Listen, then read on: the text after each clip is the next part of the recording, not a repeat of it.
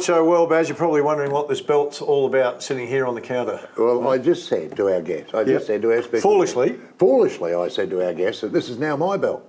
And she said, you can fight me for it. Okay, when we're talking about fighting for it, no, you do not want to. Tahlia Graetz is our special guest, the new DFC flyweight female champion. Firstly, congratulations to you. Thank you. Tahlia, it's an interesting belt. It's got a bit of weight to it. It's very heavy. Yeah. I went to put it over my shoulder on the night and I almost dropped it. It took me by surprise. It's pretty heavy. All right, let's talk about the fight, of course. Jasmine Nakora, you're up against. Tell us a little bit about. Yeah, so she is a girl from WA and she flew over to Adelaide to fight me on the 29th, so the Friday just gone. And yeah, so she had a sort of similar record to me and it was the sort of obvious matchup. So yeah. So what is your record? My record is 5 fights, 3 wins, 2 losses. Okay. And we saw it before and after. Yeah. Of you. I've done a bit of magic on the face today. Yeah. Black eyes, bruised up. Yeah. How long does it take for that all to settle?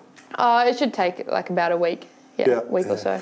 Hey, you didn't just go straight in that way. You've got a different journey in to the MMA. Yeah. So Muay Thai with your dad, that's kind of where it started at about 13, first fight about 14. Yeah. So tell the viewers a little bit about that journey. Yeah, so I begged my dad to let me start training when I was around 13 and he just told me to hold off. I don't want you to do Muay Thai just yet. Like try dance, try netball, try all that. And I just wouldn't have it. And so he finally caved and let me start training with one of the girls at the gym. We just did like some private sessions together and then I joined the adult class. And yeah, so since then I've had 11 Muay Thai fights. And yeah. So why was Dad a bit hesitant? I mean, I can understand, but if you were so passionate about it and Dad had the gym. Yep. So you were in that gym probably every day. Yeah. Grew up around it. So what was the hesitation with Dad? Well, I think Mum and Dad wanted me to be in sports around other girls my age.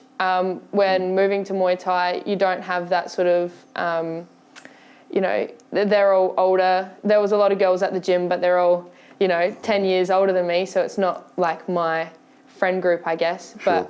Yeah. So country girl, Tanunda, where you grew up, normally that is the netball, the tennis and all those kind of sports. So you wouldn't expect Muay Thai to be It was hard. It was hard in primary school because you don't have that connection outside of school with the other kids. So yeah. Well, it turned out all right for you. It's worked out.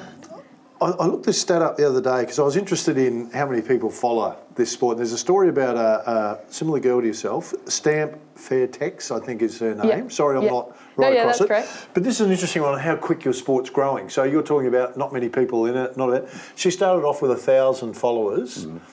3 or 4 fights later, she's got 1.4 million people following her. So it's on the world stage, or certainly in the Asian countries, this is massive. And I saw in your bio that you've trained a couple of times in Thailand. Yeah.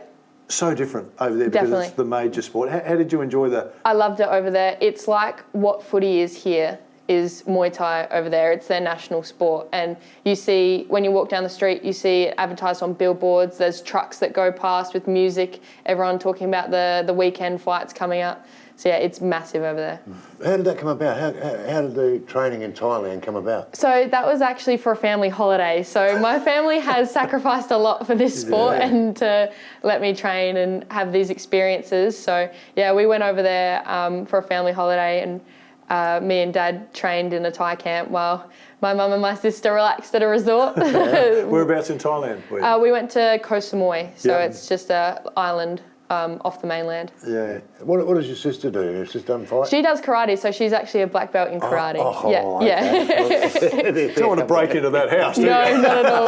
Not at all. Hey, the gym that sponsors you, the gym Element in Barossa. Yep. So you've moved to Williamstown, we were just saying off air. How far is the drive from Williamstown? It's about 15 minutes. Okay, so it's pretty comfortable. Yeah.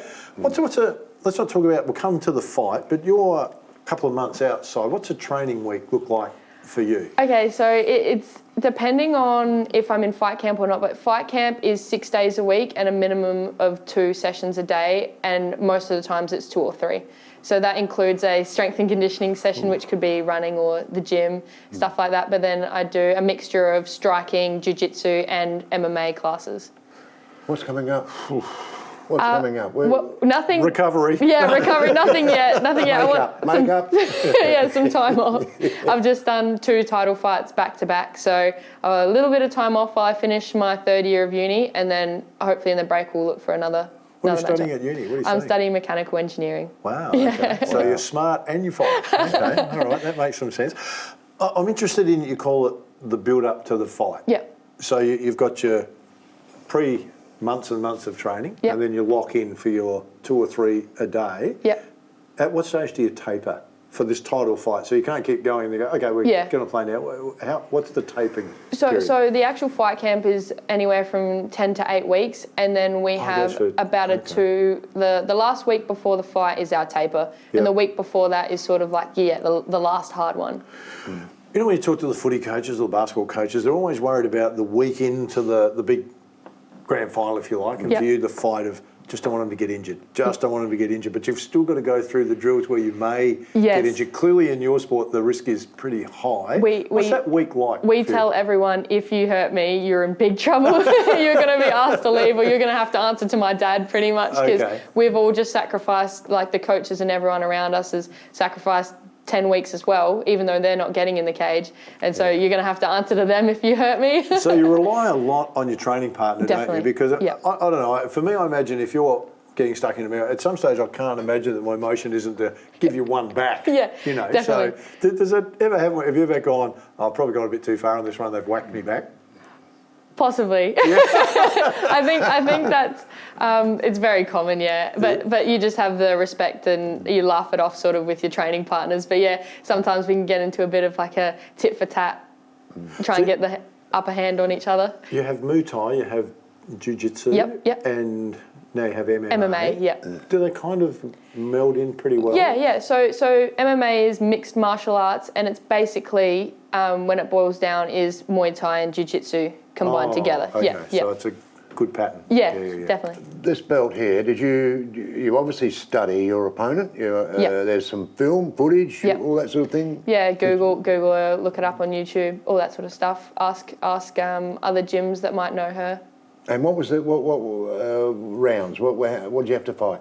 5 3-minute rounds. 5 3-minute rounds, Phil. That is not easy. Did it go the distance? It did. It went the distance. It did. It looked like it. The pre-photo. Yeah. Can we go the distance? Was there a time when you thought you had Jasmine? Was there a round where you thought, okay? Yes, actually the first round I thought that the ref was going to call it. He was getting quite close and she wasn't defending herself or fighting back, is when they usually will call it if they're not showing them any will to fight, I guess. Yeah. And I definitely had her there, but she just made it to the 3-minute mark and survived the round. Okay. And then came back, obviously, to go 5. She definitely came back, but I definitely think that I won every round convincingly. But that second round was definitely her best round out of the 5. So they, at the end of the fight in this fight, do they give the 119, 108, that sort of thing in numbers, or is it just... No, so they just announce if it was a split point decision where 2 judges call it the winner and the other one calls the same person the loser, or a unanimous, and it was a unanimous points decision. Unanimous. Yeah. Beauty. Yeah, that's what you want. And I must admit, Phil, we saw the before and after photos. I don't want to have a look at her. You're two different people, isn't it? Well, that's amazing. Yeah, you should see the other guy. Yeah. That is a classic case. Yeah, I'm thinking of Jasmine after the first round. You're not looking too good at all. Now you're the champ. Someone comes after you. Yes. Who do you think is coming? There's a couple girls in the amateur scene, but who knows, really? Who knows? And you don't know when that challenge can be. You've got some time off now. Yeah. What's time off for you? Just quickly, what's a couple of weeks, 2 weeks, 3 weeks look like? Yeah, so I'm actually an avid horse rider as well. That's what I like to do for fun. But it will be eating whatever food I want. And hanging out with some friends is quite hard to do that during fight camp. So yeah. You've covered this part up with makeup. Yep. So that part is looking pretty good. Yep. But the rest of the body, does it need some recovery time? I actually feel pretty good. So I just went away for a trip to the York Peninsula. So I've been swimming around in some nice cold water. So it's felt really good. Yeah. All right. So you're all good to fight Barry for the belt then. Yeah. For sure. That'll be in the Tune cage in. next week. You'll be able to see Barry Curtin get completely poleaxed in a couple of minutes. Hey, Jasmine, Tahlia, well done. Thank Fantastic to you. And we look forward to getting you back. Yeah, hearing thanks a bit so more much. about it. Thanks for explaining a bit more about MMA to us. Stay with us. Still, a bit more to come. Tahlia Graetz was our special guest. Back with more in a moment.